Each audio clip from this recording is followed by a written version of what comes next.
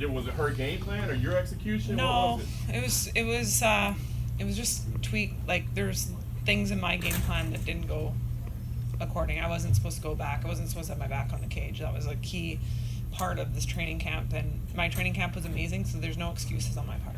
Yeah, I know that like throughout her career, it's always been battling the aura of Cris Cyborg. I mean, you said, "Hey, I'm not going to play into that." Was there any of it? Was it more than you expected? Was it different? I can't blame it on that. It was just not my night in there. You know, she's a warrior. She's the champ for a reason. But I'll be back. So. Do you feel like you warrant an instant rematch? I mean, you did have several defenses. I mean, do you feel like you should run it back? Oh, I mean, it's up to Bellator what they want to do. But yeah, pretty much. As soon as I got out of there, it was like, you know, so upset and so many things that I did that I could have done better tonight. So. What was one of those things that you wanted to do better that you feel? Forward pressure more, use my hands more, use my boxing more, and not rely too much on the kicks.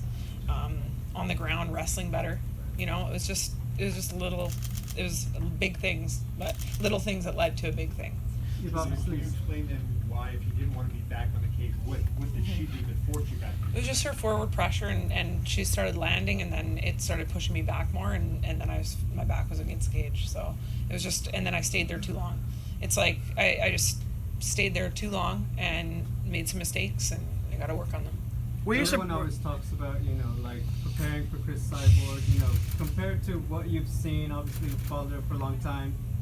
How was she? Was she as strong as you thought she was going to be? Was she skills, everything? Yeah, I expected her to bring it. You know, I've seen all of her fights. I've studied her. I did my job in the training camp leading up to this. It was just, again, not my night. Were you surprised about her counter wrestling? No, because I've seen her. I was expecting her to wrestle tonight, so it was just yeah. I wasn't surprised by that. Julia, you held your own on the ground on the jiu-jitsu. A lot of people were saying her jiu-jitsu was all world. It was going to smash you. How did you feel? You looked pretty confident on the ground with her.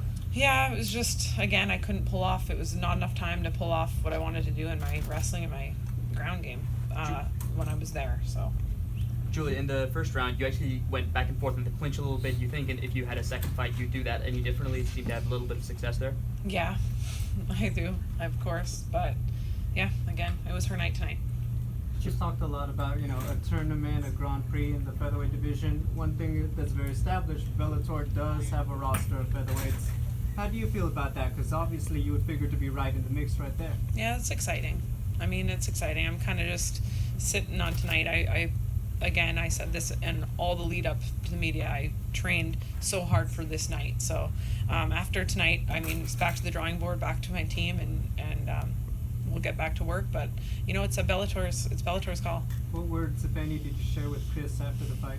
I said good job, and you're the champ now. So she's a warrior.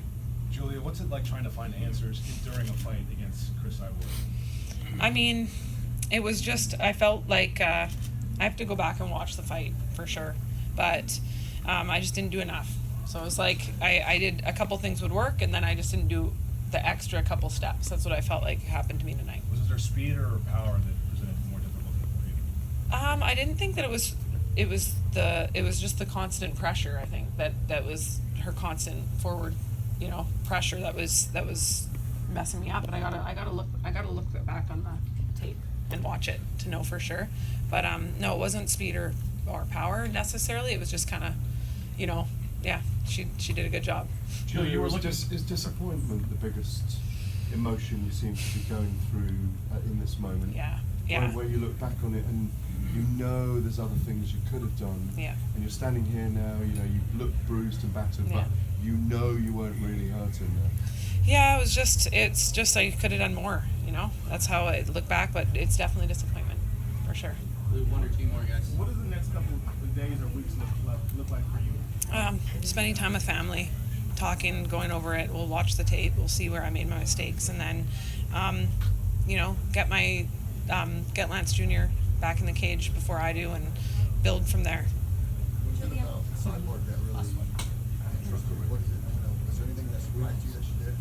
No, I knew she was going to bring it. It was more so just disappointed in myself tonight. Julia, can I ask? I don't know if it was asked. Sorry if you did. 'Cause I missed the very beginning.